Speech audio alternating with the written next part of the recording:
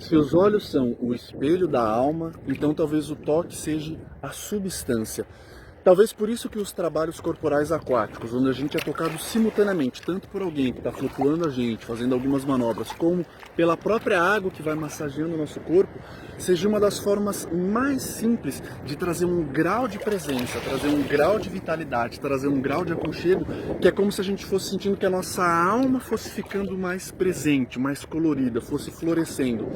Alguns trabalhos corporais, no final da década de 60, 70 e 80, buscavam trazer um grau de consciência corporal e um grau de presença, mas eles tinham por característica até de questões culturais, sociais da época, de ter uma extrema, às vezes, agressividade, de talvez ter uma extrema confrontação. Então, seja em sessões individuais ou sessões em grupos, tinha muito uma questão de bater em almofada, gritar, espernear, como se fosse na base do tranco, na base da confrontação, eu fosse trazer um grau de presença. Então, já se havia uma noção de buscar a sensação, buscar o contato com o corpo, de trazer uma vitalidade, uma presença, mas muitas vezes isso vindo através de movimentos agressivos, através de movimentos provocativos, de eu trazer uma afirmação do eu na base do grito, de trazer o corpo na base da revolta. Eram características da época e que talvez em alguns momentos possam ser necessários, mas a água traz com uma extrema gentileza, às vezes aspectos nossos que estão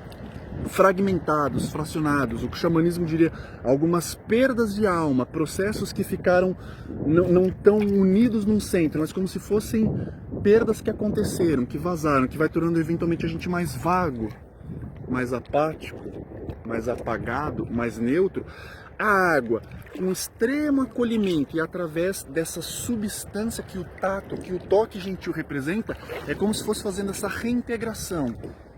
de várias perdas de presença que a gente teve por diferentes canais e eventualmente vai trazendo um aconchego, vai trazendo uma substancialidade, uma fertilidade que aos poucos vai trazendo pra gente uma força de presença, vai resgatando níveis de consciência corporal, emocional, mental, que aos poucos, naturalmente, sem tanta agressividade, sem tanto grito, sem tanto esperneamento, vai trazendo um brilho de espírito, vai trazendo aos poucos uma presença, uma força onde naturalmente a gente consiga aos poucos estar mais presente de formas cada vez mais robustas, cada vez mais fisicamente está impregnado na nossa experiência, está cada vez emocionalmente mais desperto, mais colorido, mais exuberante e mentalmente aos poucos desenvolvendo uma lucidez e uma clareza. E tudo isso sem saltos bruscos, sem constrangimentos, sem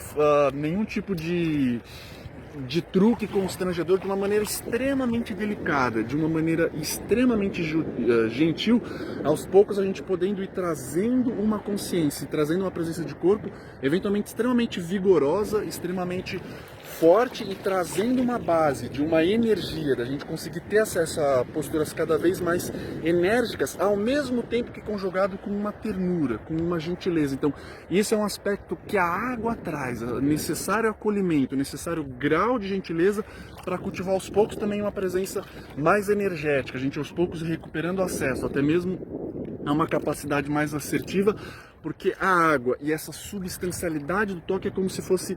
reacordando o nosso espírito para poder exercer diferentes características, como se fosse alimentando, nutrindo para ter a robustez necessária e a delicadeza necessária. Então, para que isso aconteça, às vezes a gente precisa não só ser compreendido, não só ser olhado, que são aspectos importantes nos seus devidos momentos, mas a gente precisa ser tocado. O toque é como se trouxesse essa substância da alma. Tem horas que a gente não precisa apenas de espelhamento, mas a gente precisa dessa substância, a gente precisa da seiva que vai fazendo a gente florescer e robustecer e dar frutos. Então, se os olhos são o espelho da alma, o toque talvez seja a substância e o toque na água seja uma das matérias-primas que mais façam a nossa alma florescer e se iluminar.